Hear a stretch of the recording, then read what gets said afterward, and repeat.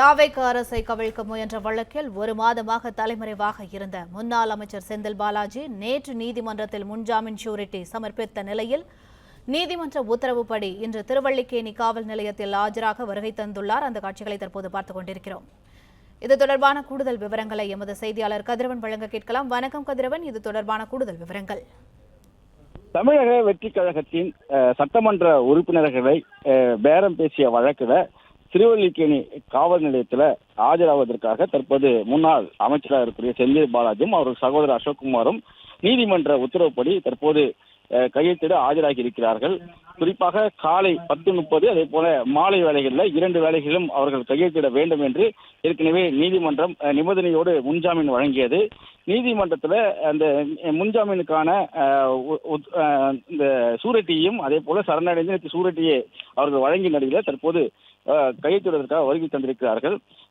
தமிழக வெற்றி கழகம் ஆட்சியை கவிழ்க்கும் வகையில் சட்டப்பேரவையில சபாநாயகருக்கு எதிராக தீர்மானம் கொண்டு வரும்போது தங்களுக்கு ஆதரவாக வாக்களிக்க வேண்டும் என்று கூறி சட்டமன்ற உறுப்பினர்களிடம் அசோக்குமார் அவர்களின் உதவியோடு திருநாவுக்கரசு என்ற யூடியூபர் மூலமாக பேரம் பேசியதாகவும் 35 கோடி வரை பேரம் பேசியதோடு தன்னையும் தனது குடும்பத்தையும் அச்சுறுத்தும் வகையில் அவர்கள் மிரட்டுவதாகவும் கூறி ஊத்தங்கரை சட்டமன்ற உறுப்பினர் இளையராஜா என்பவர் திருவல்லிக்கேணி காவல் நிலையத்தில் அளித்த புகாரின் அடிப்படையில் வழக்கு பதிவு செய்து 12 மேற்பட்டோர் கைது செய்யப்பட்டிருக்கிறார்கள். 4 கோடி வரை பணமும் பறிமுதல் செய்யப்பட்டிருக்கிறது. இந்த வழக்கில் அசோக்குமாரும் செந்தில் பாலாஜி அவர்களும் முன்ஜாமீன் கோரி சென்னை உயர்நீதிமன்றத்தில் மனு தாக்கல் செய்த நிலையில் கடந்த 8ஆம் தேதி அன்று அவர்களுக்கு நிபந்தனையோடு முன்ஜாமீன் வழங்கப்பட்டது. முன்ஜாமீன் வழங்கிய போதிலும் கிட்டத்தட்ட 10 நாட்களுக்கு மேலாக இருவரும் தலைமறைவாக இருந்தார்கள். அதற்கான சூரட்டியை நேற்றுதான் கடைசி நாளான நேற்று நீதிமன்றத்தில் ஆஜராகி அவர்கள் வழங்கினார்கள்.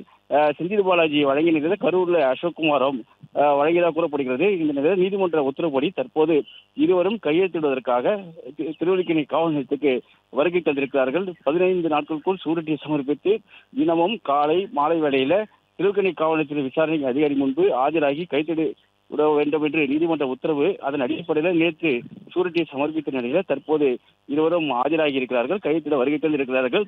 நீதிமன்றம் மறு உத்தரவு கொடுக்கும் வரை இந்த கையெழுத்தை அவர்கள் விட வேண்டும் என்று நீதிமன்றத்துடைய உத்தரவு. அதன்படி தற்போது இருவரும் கையெழுத்திட வருகை தந்திருக்கிறார்கள். பிளே ஸ்டோர் மற்றும் ஆப் ஸ்டோரில் இருந்து பாலிமர் செயலியை QR கோடு மூலம் பதிவிறக்கம் செய்யுங்கள்.